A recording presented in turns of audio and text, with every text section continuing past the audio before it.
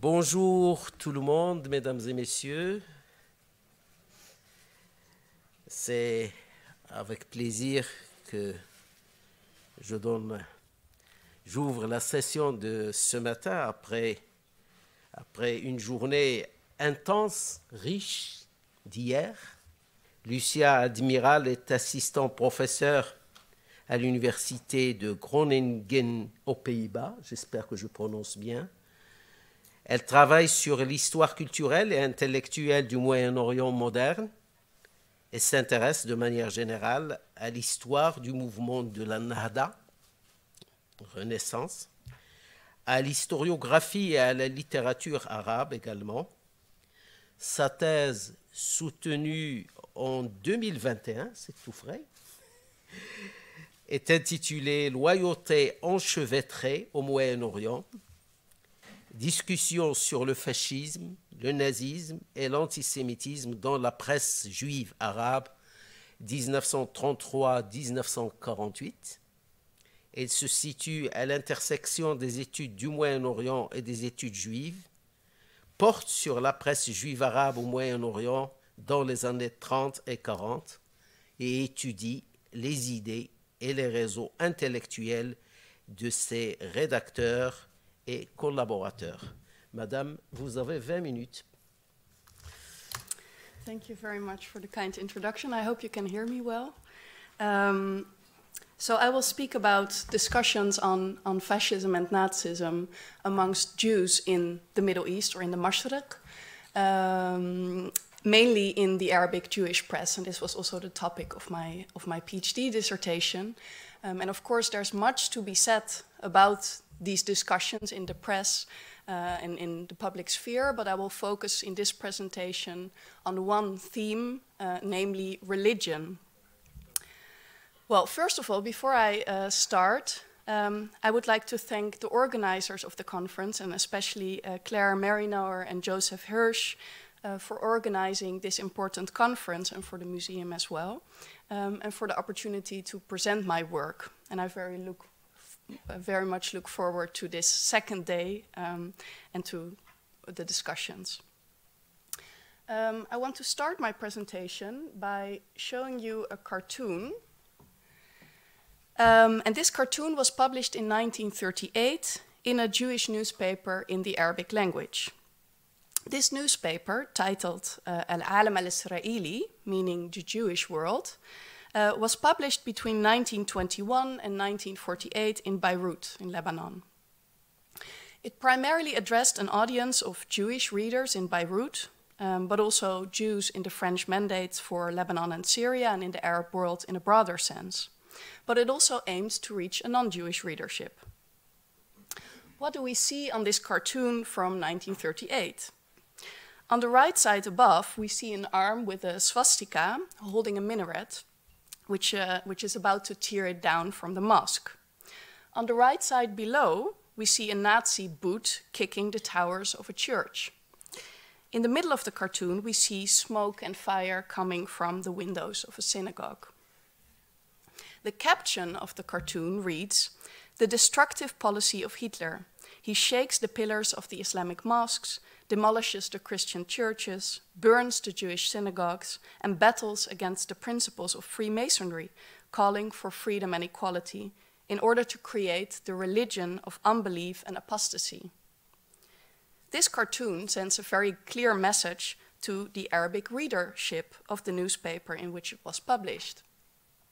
Nazism is the enemy of the three monotheistic religions of Judaism, Christianity, and Islam, which have all originated in the Middle East. I show this cartoon for two reasons. First, it offers a window onto a lively, multifocal, and critical public debate on fascism and Nazism in the Middle East during the interwar and war periods. And within these debates, the lesser-known perspectives of Jewish intellectuals participating in the public sphere. Second, the cartoon illustrates the main argument of my presentation today, namely that Jewish journalists and intellectuals, in tandem with various Muslim and Christian Arab intellectuals debating fascism, presented fascism and Nazism as anti-religious movements targeting the monotheistic traditions of the East with the aim of mobilizing opposition amongst their Arabic readership. Before examining the views of Jewish writers in the modern Arab world on fascism in more detail, I would like to address the connection between the topic of my presentation and the theme of this conference and the historical question that it addresses. The Jews of the Arab world, why did they leave? As we all know, the conference is dedicated to readdressing the departure of Jews from the Arab world, keeping its distance from political exploitations.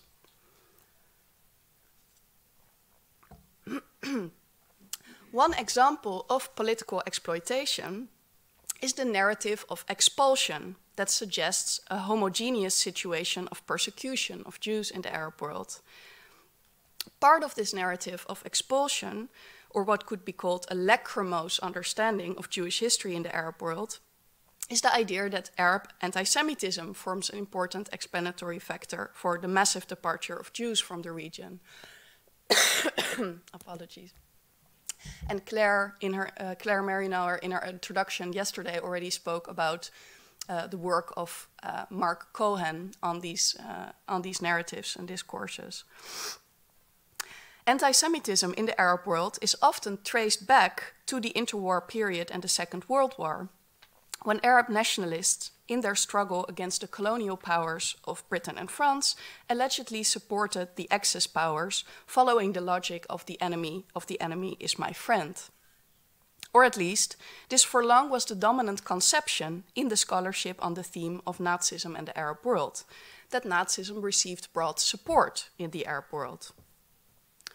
Scholars who studied the impact of Nazism and fascism on the region have for decades predominantly looked at Nazi and fascist strategic ambitions in the Middle East and its propaganda efforts, basing their studies mainly on Western archival materials. The scholarship established the idea that fascist and Nazi ideologies had a significant impact on the region's populations and on Arab nationalist and Islamist political actors and movements in particular. In recent years, however, a new revisionist narrative has emerged that challenges and complicates the dominant assumption of Arab attraction to fascism and Nazism. So scholars such as Israel Gershoni, Peter Wien, Guts Noordbroek, have examined the critical discussions taking place in the public spheres of the Middle East on fascism and Nazism during the interwar and war periods. These works consider the diverse national and regional context of responses to fascism with extensive use of sources in Arabic and other relevant languages. Acknowledging a multifocal public sphere, these works have revised and supplemented the dominant narrative of influence and collaboration, demonstrating that Arab intellectuals critically discussed fascism and Nazism in newspapers and journals, while many pledged their support for the Allies and democracy. During the 1930s and 40s, Jews in the Middle East took part in these extensive debates in the public sphere, although their perspectives have largely been missing in general studies on these intellectual responses and the reception of fascism and Nazism in the region. So in this presentation, or in the remains of my presentation, I will briefly examine Jewish discussions in Arabic on Nazism and anti-Semitism.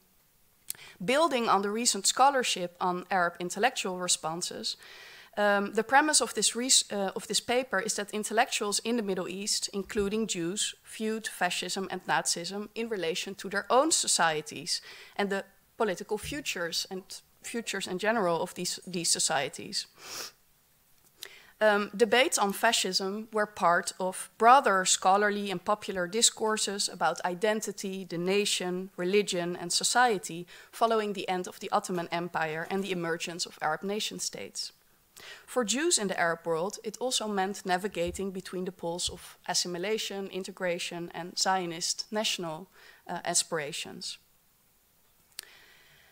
Religion was a primary theme in the multifocal responses to Axis and Allied propaganda and discussions on fascism and Nazism more generally in the public spheres in the Middle East. Fascist and Nazi propaganda directed at the Arab world often suggested an affiliation linking Nazism with Islam and Arabs by presenting Hitler, but also Mussolini, as friends of Islam. The scholarship on the reception of fascism in the public sphere has shown that intellectuals who debated these issues frequently expressed the idea that Nazism was incompatible both with Islam and, in a broader sense, the monotheistic religions. So this religious lens will be the focus of my presentation. To what extent and how did Jewish writers of Arabic in the Middle East deploy this religious lens in their discussions? So my research in general is based on a close analysis of the Arabic Jewish press in Egypt and Lebanon, in addition to popular historical works written by Jewish authors. And I will now give several examples of these discussions. In 1934, an Egyptian Jewish writer called Eli Levi Abu Asal published in Arabic the book Yaqazat al-Alam al-Yahudi, The Awakening of the Jewish World, which carries a typical revivalist or Nahda title. And he dedicated this work to the president of the Egyptian Jewish community, Yusuf Qatawi Besha. Unfortunately, besides this book and several newspaper articles written by Abu Asal during the 1930s, very little is known about the author of this work. Looking at the book's encyclopedic contents, one finds a variety of topics that broadly relate to the aim of emancipation and that highlight Jewish contributions to the majority societies in which they have lived and live, mainly in the Arab Islamic world. The book further clearly embraces Zionism and more broadly the idea of a Jewish revival in the East. The Awakening of the Jewish World also contains a discussion of Nazism and anti-Semitism. So one chapter, for example, is titled A Refutation of Nazism. And in this chapter, Abu Asal refutes the notion of a pure, unmixed Aryan race, using various arguments. He describes German anti-Semitism as racial fanaticism, asabiya jinseya, stemming from a mix of social, religious, and political factors. A novel incarnation of the religious fanaticism, ta'assub dini, of the past that he associates most vividly with the Spanish Inquisition. Abu Asal thus places German anti-Semitism within the framework of religious fanaticism that has all but disappeared since medieval times. He perceives it to be a new form of the older, religiously motivated hostility against Jews. Nazi anti-Semitism is placed within a tradition of Christian religious persecution in Europe, which is followed by the emergence of modern anti-Semitism in relation to the position occupied by Jews in European nation-states.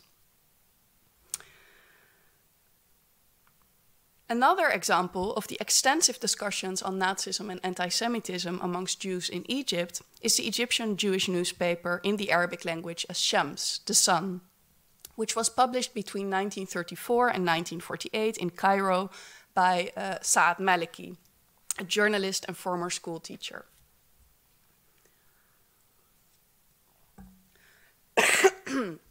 The newspaper combined Egyptian nationalist and Zionist outlooks, without considering this a contradiction, with a dedication to the idea of a Jewish cultural revival or Nahda in the Middle East. What stands out in the coverage of this newspaper and articles about Nazi anti-Semitism during the 1930s is the explanation, mainly by the chief editor, of anti-Jewish measures as part of or anti-Semitic anti-Semitism, mainly in Nazi Germany, as part of a general battle against religions, al-Adyan, in Nazi Germany. In contrast to what one finds in the previously discussed work of Abu Asal, the newspaper explains anti-Semitism not exclusively in relation to hostility against Jews. Christians in Germany are also perceived as victims of anti-Semitism. whereas the aforementioned Abu Asal refers to particular features of Jewish history in Europe in relation to the emergence of modern anti-Semitism. The discussions in Ash-Shams in the late 1930s focus more on Nazi ideology and its stance on religion.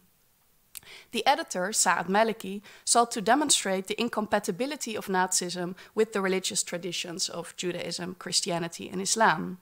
Religions that were brought together under the umbrella of Semitism, the Semitic religions, Semitic civilizations, and its moral and spiritual origins in the Middle East, or in the Arab East.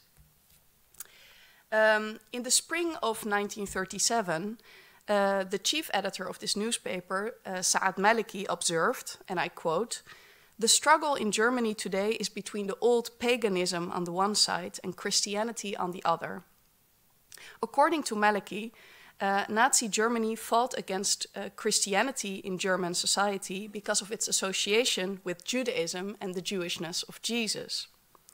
In describing Nazism as imbued at once with paganism, wathaniya in Arabic, and atheism, ilhad, setting it primarily in opposition to Christianity and Judaism, the newspaper gives the impression that the Nazis are not only anti-Jewish, but anti-religious in general.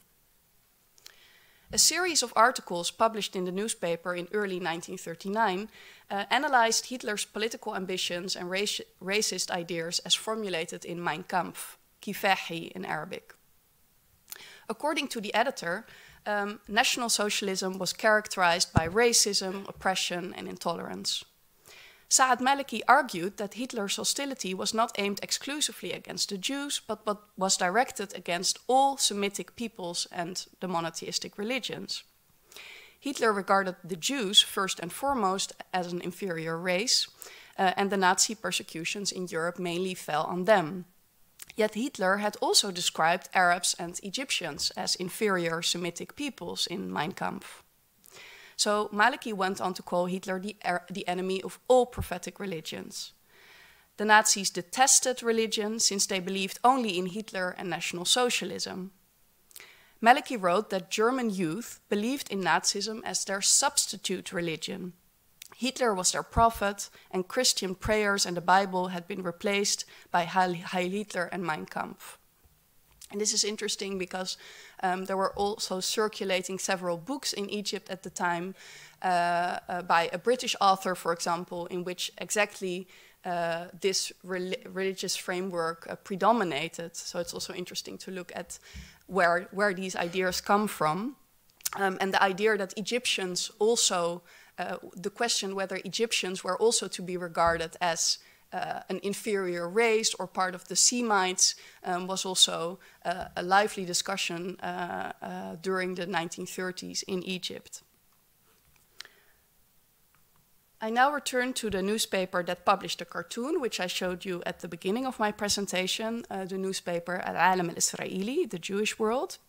And this newspaper combined Lebanese and Syrian nationalist outlooks with a dedication to Arabism and Zionism. And probably the next speaker, Frank Salame, will also discuss this newspaper in his presentation. In their extensive discussions on Nazism during the 1930s and 40s, the editors, the publisher of the newspaper, Salim Mann, and the editor, Moshe Ajami, similarly presented Nazism as a movement and an ideology that was antithetical to the monotheistic religions.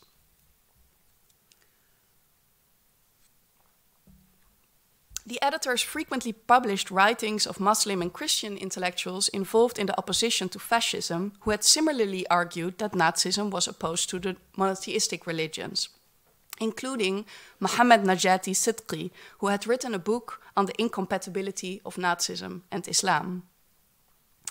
The editors and contributors of this newspaper understood Nazism and anti-Semitism primarily in religious terms. They emphasized the anti-religious character of National Socialism, which was grasped as targeting not only Jews, but also Christians and Muslims. This newspaper stressed the oppression in Germany of Catholics in particular, which is unsurprising given Lebanon's religious makeup, the political representation of the Maronites, and the good relations between the Maronite patriarch and the Jewish community in Beirut. The connection of Nazism to anti-religious prejudice is also placed within the framework of colonial sectarianism, and therefore the term sectarianism in the title of my presentation. I'm sorry. As such, Nazism is to be understood as the outcome of the European treatment of religious minorities within and beyond its borders over the span of a long history. In the post-war period, the editors of this newspaper were strongly opposed to the British colonial presence in the Middle East, and particularly in Palestine. And in this regard, it's also important that this newspaper also had a Zionist outlook. The editors depicted the struggle between so-called Arabs and Jews in Palestine as the result of British colonial sectarianism, and by labeling British policy in Palestine as fascist. They explained occurrences of anti-Judaism and anti-Semitism in the region as a belated result of Nazi propaganda in the region. And this is also a link to the presentations of yesterday of all these various events and riots in various places, because it's also interesting to look at the coverage of these events in the newspapers that I'm discussing here. And in this newspaper, you see that in these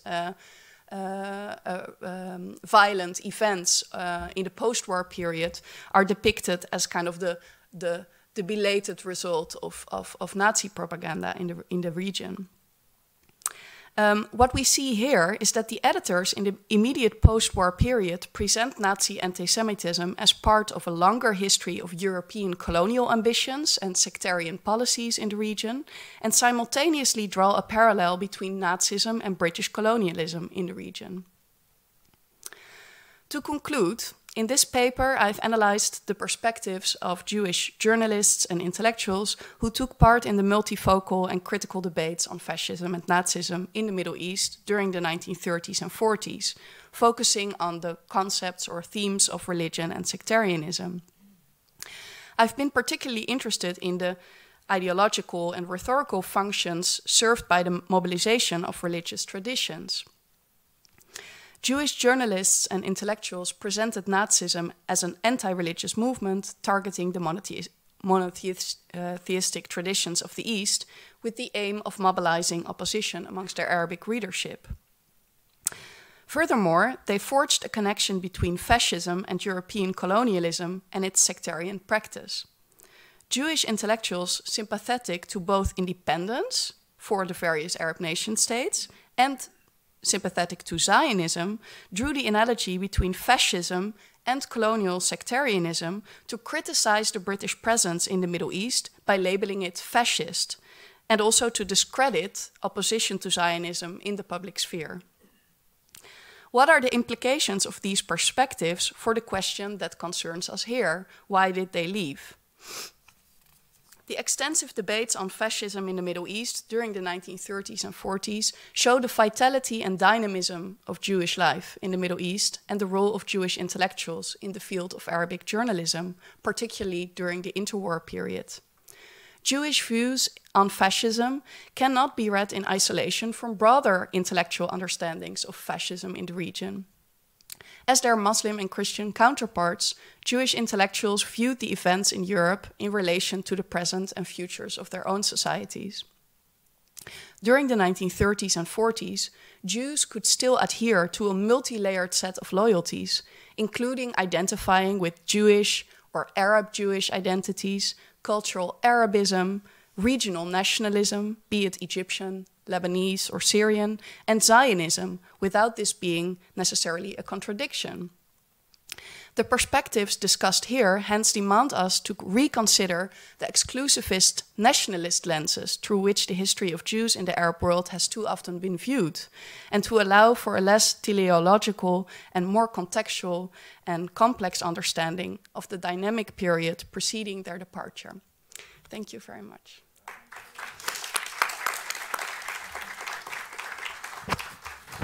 Merci beaucoup pour avoir ouvert ce dossier très pertinent de propagande et de contre-propagande pendant les années 30. C'était un élément clé pendant les années 30 et la période de la montée des fascismes. C'est très intéressant, à mon sens, pour avoir un peu travaillé sur ce thème de propagande nazie auprès des Marocains, la propagande allemande auprès des intellectuels marocains. Et j'évoque un Taqi el-Din el-Hilali, par exemple, Radio Paris, Radio Berlin, mais aussi un Brahim el-Wazzani qui a été aussi adopté par cette mouvance. Merci, madame. Alors, vous êtes docteur en histoire contemporaine, spécialiste de l'immigration des Juifs de Tunisie. Votre ouvrage « L'immigration des Juifs de Tunisie de 1943 à 1967 » est publié en 2019, est issu de votre thèse co-dirigée par les professeurs Colette Zitniki, qui est présente parmi nous, je crois, et Habib Kazdarli, que je n'ai pas vu. Et elle s'inscrit dans la continuité d'un travail de réflexion que vous avez déjà mené sur la condition des Juifs tunisiens sous le protectorat français jusqu'à l'indépendance tunisienne sous la direction du professeur Jacques Frémaux. Bon, je vais m'arrêter là parce que j'ai une notice biographique trop longue pour vous céder, madame, pour vous céder la parole. Merci beaucoup. Vous m'entendez bien Vous avez 20 minutes, madame. Vous m'entendez bien, d'accord. Très bien. Alors, tout d'abord, je remercie les organisateurs de ce colloque, Monsieur Joseph Hirsch et Madame Claire Marine Nover, ainsi que toutes les institutions qui ont permis sa tenue.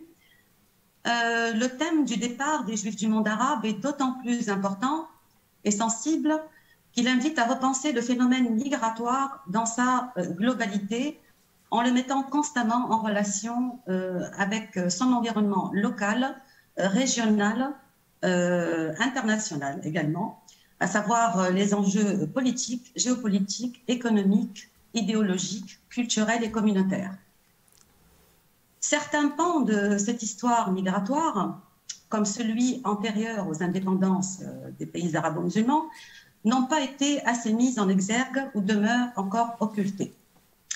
J'en profite pour saluer Madame la professeure Colette Zitniki, qui a co-dirigé ma thèse de doctorat en histoire avec le professeur Habib Kazdarli, intitulée de la velléité à la volonté et l'immigration des Juifs de Tunisie, donc comme vous le disiez, de 1943 à 1967, un phénomène complexe.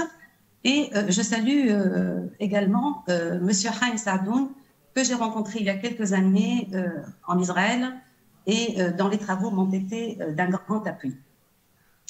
La communication que je vais présenter va montrer que la mise en route du processus migratoire est essentiellement reliée au contexte de la Seconde Guerre mondiale, au rattachement du sionisme tunisien au sionisme mondial et au choix des territoires algériens et français comme plateforme des départs.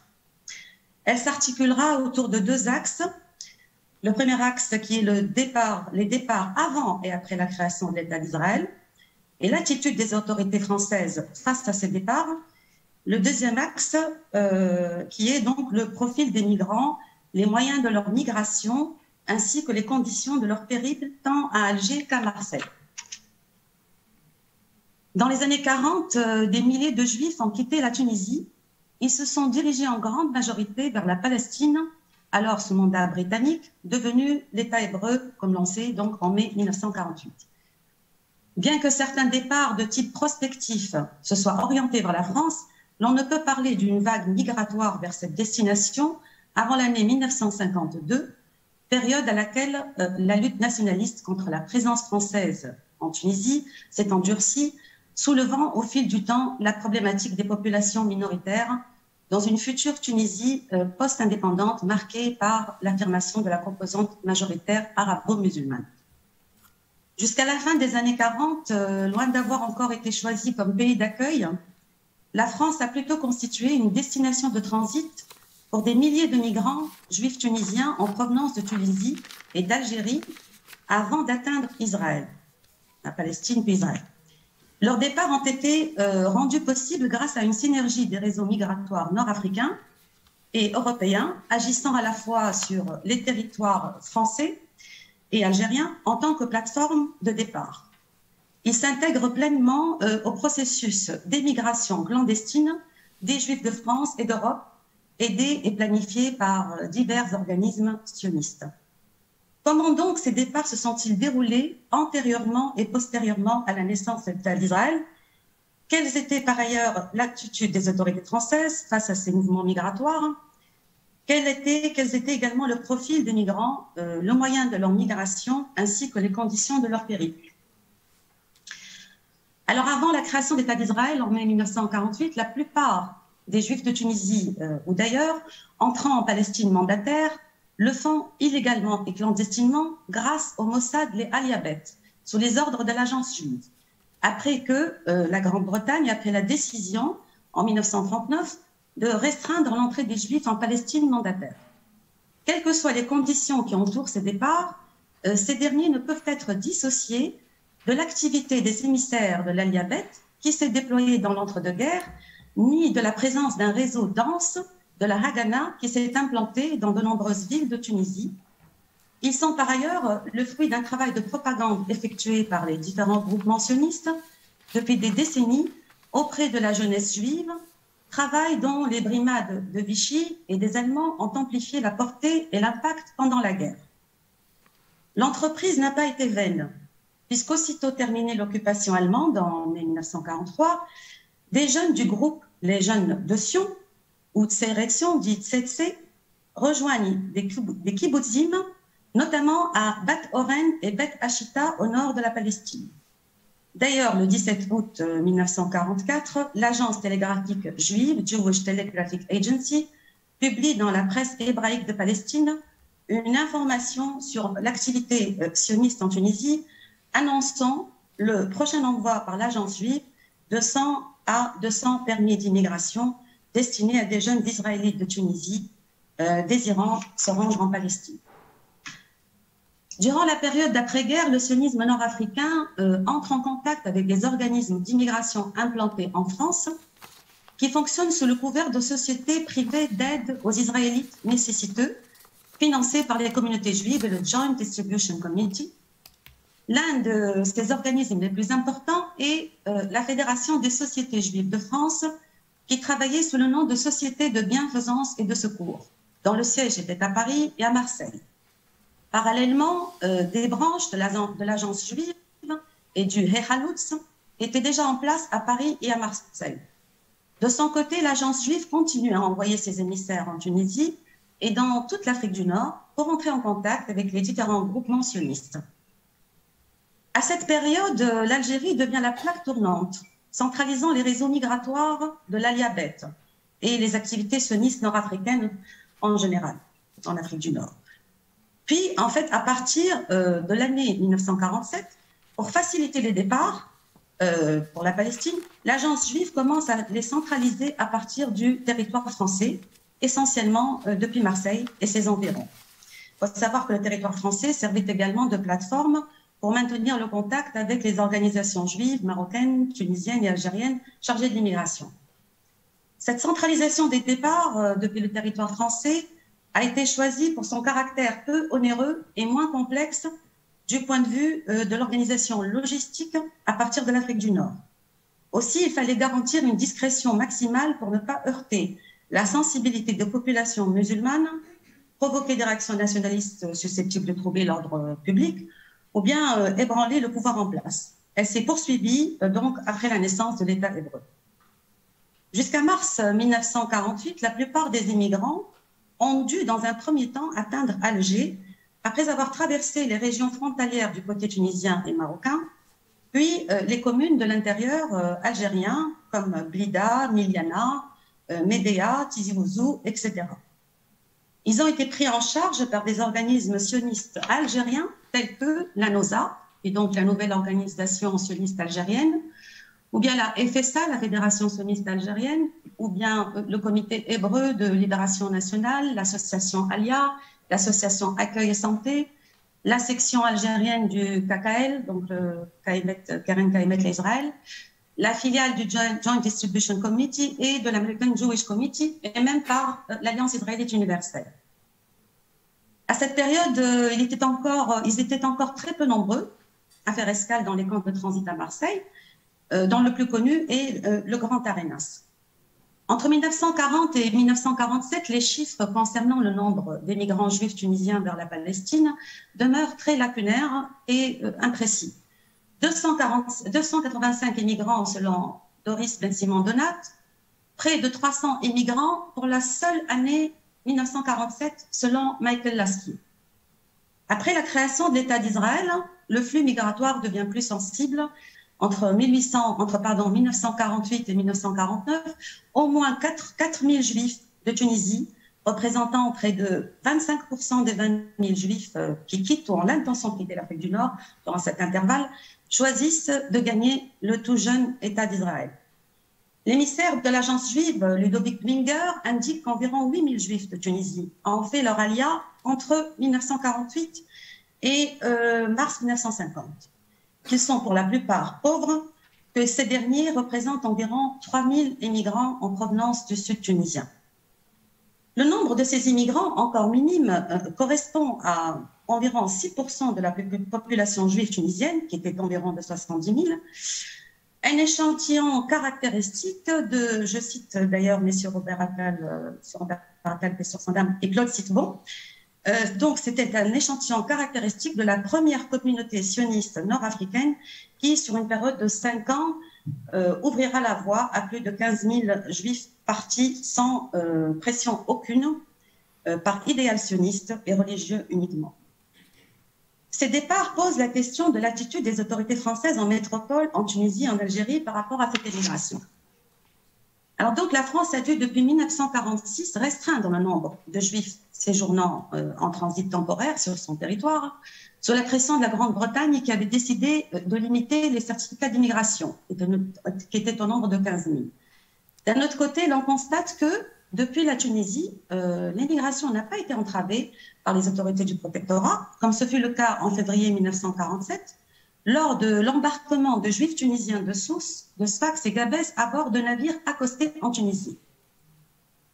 Les autorités françaises d'Algérie, quant à elles, après avoir pris des mesures de refoulement vis-à-vis des immigrants en transit sur le territoire algérien, leur position devient tolérante à partir de novembre 1947, date à laquelle les immigrants clandestins bénéficient d'une certaine latitude à la faveur d'un accord conclu entre les autorités françaises d'Algérie et l'émissaire sioniste Jacob Krause, représentant du Mossad en Algérie.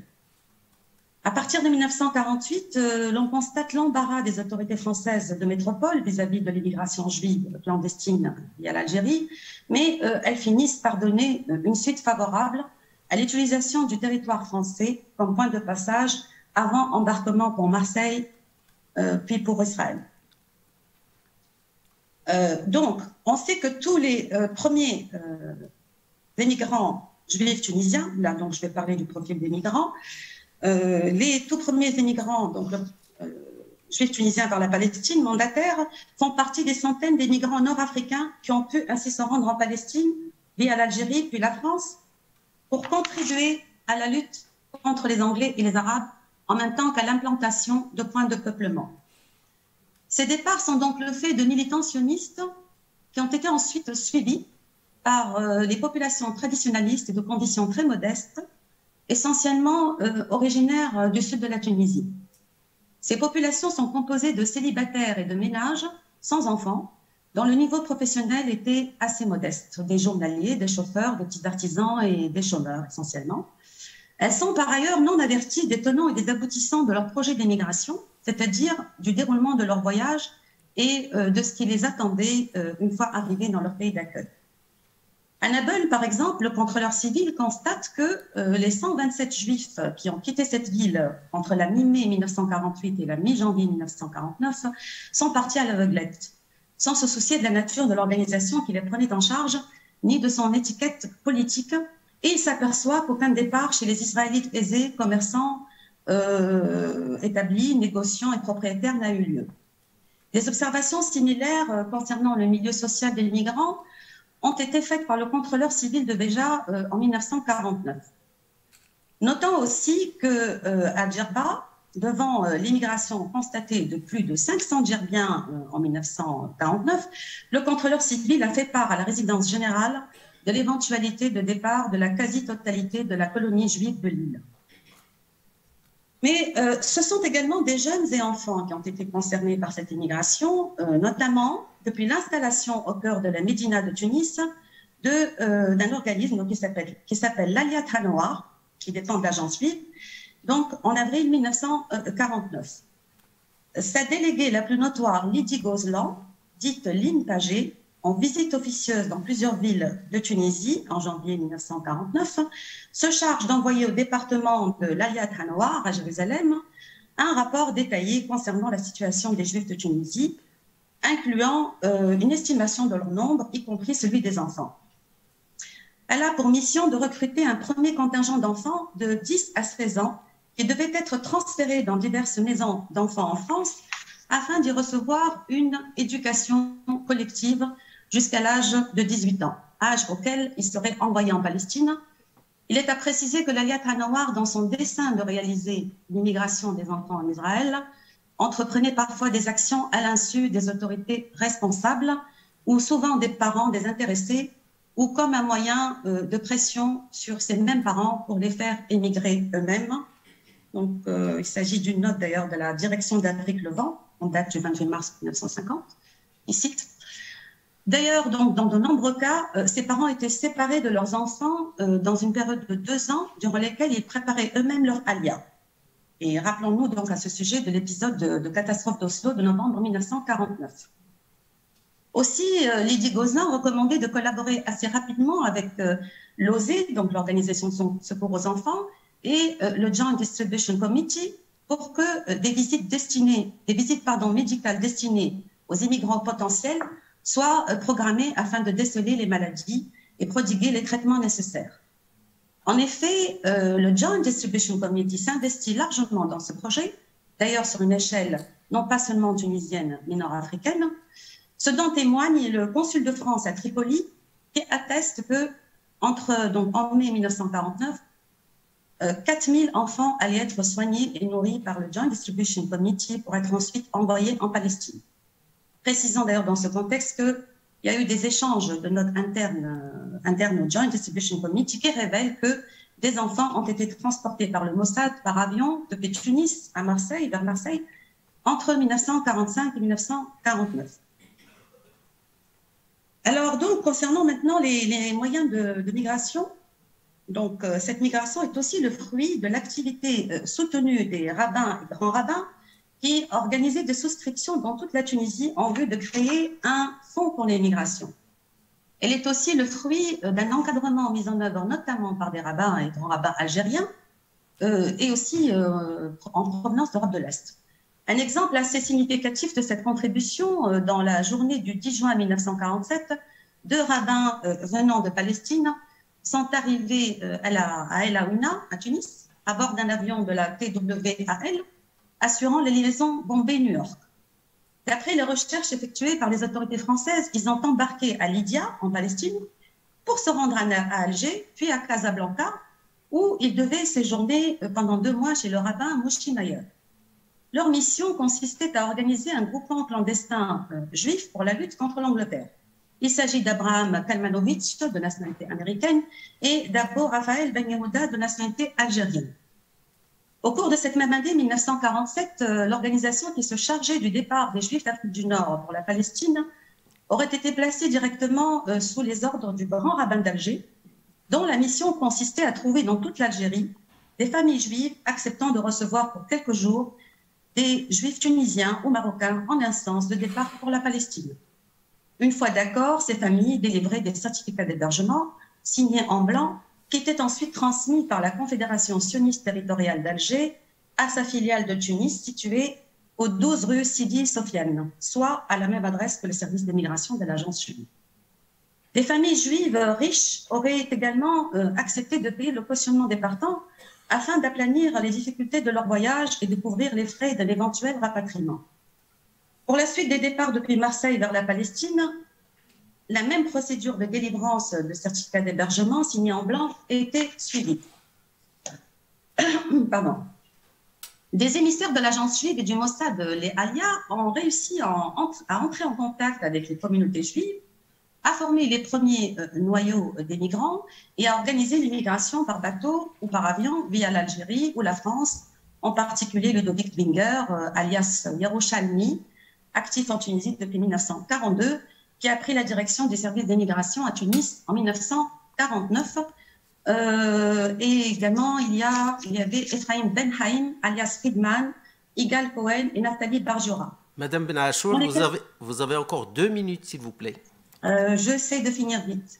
Dans les quartiers juifs, les activistes locaux agissaient en étroite collaboration avec ces émissaires et s'employaient à développer dans la régence des comités et des sous-comités sionistes, tout en étant en relation avec des réseaux à Paris, à Tanger, Casablanca, Alger, Le Caire et la Palestine. L'on peut citer parmi eux Maître Sauveur Baranès, Maillard Belliti, René Cohen-Adria, André Rata, Eugène Guetta et Elie Nataf, président de la communauté juive.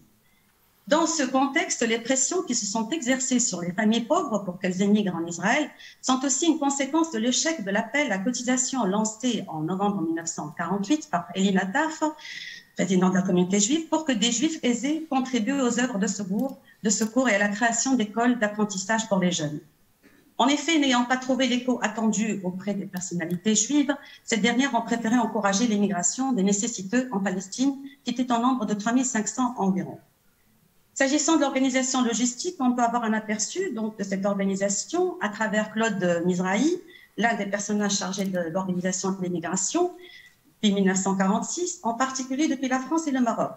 Celui-ci indique que les départs se faisaient la nuit depuis Marseille, mais aussi depuis Cavalère, La Ciotat, Bandol, Port-de-Bouc, etc.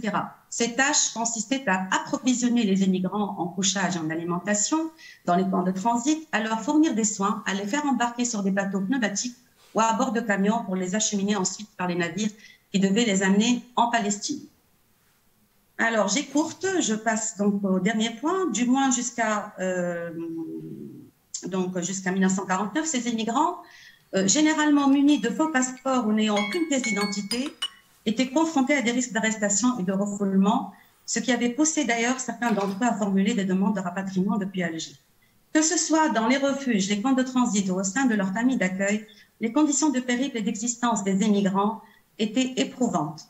Ces derniers étaient entassés et souffraient de mauvaises conditions d'hygiène. Nous pouvons citer le refuge rattaché à l'Alliance israélite universelle et à la Fédération sioniste d'Algérie, situé dans un vieil immeuble de Bab el-Oued à Alger, les camps de Bouzarea, à proximité de la capitale algéroise, qui, par exemple, en mars 1949, a abrité environ 850 personnes. Et nous avons également le camp de Ténès, qui était situé à plus de 100 km d'Alger. Le plus souvent, ces immigrants arrivaient par train depuis Constantine, où ils avaient fait escale et devaient passer donc la nuit, entre 8 et 15 jours à Alger, avant d'être réacheminés vers la Palestine. Je reprends juste 2 minutes, je termine. Or, il s'est avéré que cette situation de transit pouvait durer des mois, voire des années, tant à Alger qu'à Marseille. En effet, durant leur périple, de nombreux immigrants avaient été pris de court par les mesures draconiennes du gouvernement israélien en 1948-49, qui avaient exigé que seules les personnes inscrites à l'un des mouvements sionistes de la Régence, auxquels un quota strict était attribué, pouvaient entrer en Israël. Que les visas d'entrée devaient être collectifs et n'être délivrés qu'aux personnes bien portantes en âge de porter les armes, de préférence âgés de moins de 40 ans. Ces mesures de sélection ont été adoptées afin de cibler un public plus jeune ayant une plus grande capacité d'adaptation en raison des nombreuses demandes de rapatriement formulées par les Nord-Africains, nouvellement arrivés en Israël. Elles ont été éprouvantes pour les familles juives dont l'un des membres était malade et ou dont le chef de famille avait plus de 40 ans, souhaitant rejoindre leurs proches en Israël. Alors que certains d'entre eux, dont l'état était particulièrement déficient, constatés par les examens médicaux effectués par des médecins habilités par l'agence juive. Et donc, ces immigrants ont dû végéter des mois ou des années dans les lieux de transit avant qu'ils soient autorisés à partir. D'autres, en désespoir de cause et après de multiples démarches, ont dû retourner en Tunisie et être reclassés par leur communauté. D'autres encore ont dû se fixer à Paris et demander l'aide du comité de bienfaisance israélite à Paris. Essayez de conclure, madame. Essayez de conclure. L'intervenant avant moi a pris 30 minutes. Je vous prends juste 1 minute, monsieur. Juste 1 minute, s'il vous plaît, monsieur le président. Les émigrants dont les papiers étaient en règle, une fois arrivés à Marseille, se voyaient remettre par les organismes israéliens des pièces d'identité délivrées par l'État hébreu, après qu'on leur eut retiré les passeports initialement délivrés pour se rendre en France. Cette mesure ayant pour but d'empêcher les immigrants de formuler des demandes de rapatriement, je cite donc le président général de France à Tunis, Jean Mons, pour cela, donc, qui dit que donc, les trop fréquents retours d'émigrés, qui évoque les trop fréquents retours d'émigrés appartenant à des milieux sociaux différents. Voilà. Donc, je termine donc en conclusion. Malgré l'enracinement multiséculaire des Juifs de Tunisie dans la terre tunisienne, leur détournement de leur environnement arabo-musulman a commencé dans les années 40, au moment où l'idéal du retour à Sion commençait à se matérialiser grâce à un militantisme sioniste tunisien encadré par les organisations juives mondiales et s'accomplissant au fur et à mesure de l'enchevêtrement des nouvelles donnes politiques nationales et internationales.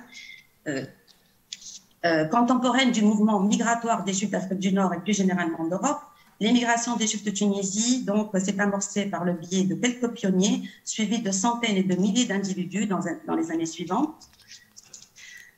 Partis pour des raisons sécuritaires, économiques et idéologiques, ces départs n'auraient pas pu se mettre en œuvre sans la tolérance, voire l'assentiment des autorités françaises dont ont bénéficié les différentes institutions, les structures communautaires et associations juives implantées en Tunisie et en Afrique du Nord, qui ont apporté leur appui à l'entreprise migratoire depuis les territoires algériens et français. En vous remerciant de votre tolérance. Merci.